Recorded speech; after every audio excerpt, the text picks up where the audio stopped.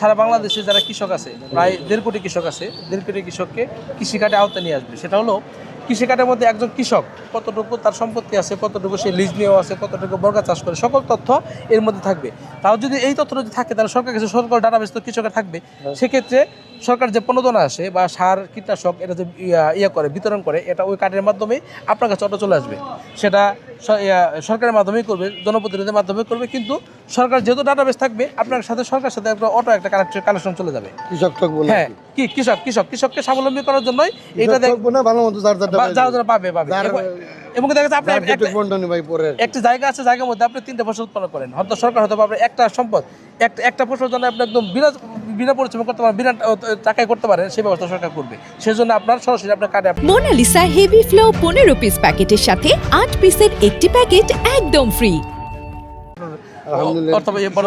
কৃষক বাঁচলে আমরা বাঁচবো, আমরা বাঁচলে দেশ। হ্যাঁ, রাইট। ফ্যামিলি কার্ডটা হলো এমন যে একটা মহিলা, একটা নারী তো আসলে আমাদের সমাজে নারীদেরকে ছোট করে দেখা হয়। নারীদেরকে কিভাবে একটা পরিবারে স্বাবলম্বী করা যায় তার জন্য নারী বান্ধব একটা আপনার ফ্যামিলি কার্ড নিয়ে আসছে। এরা সরাসরি নারীরাই পাবে। উদ্যোগ দৌড়াই ভালো। হ্যাঁ, ধন্যবাদ। আর ভারতের সারাদিন তাহলে শেষ করতে হ্যাঁ, ঠিক আছে, থ্যাংক ইউ, ধন্যবাদ। সামনে না বাবু, সামনে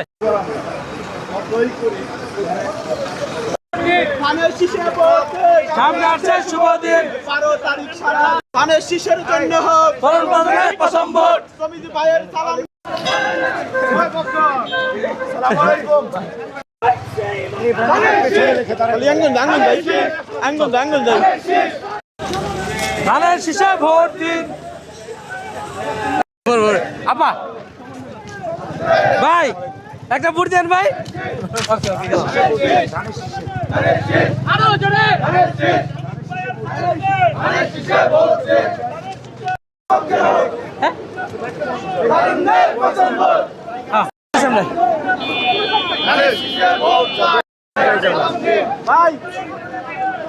লিফলেট দাও মেয়েদের সামনে দিকে ভোট দিন।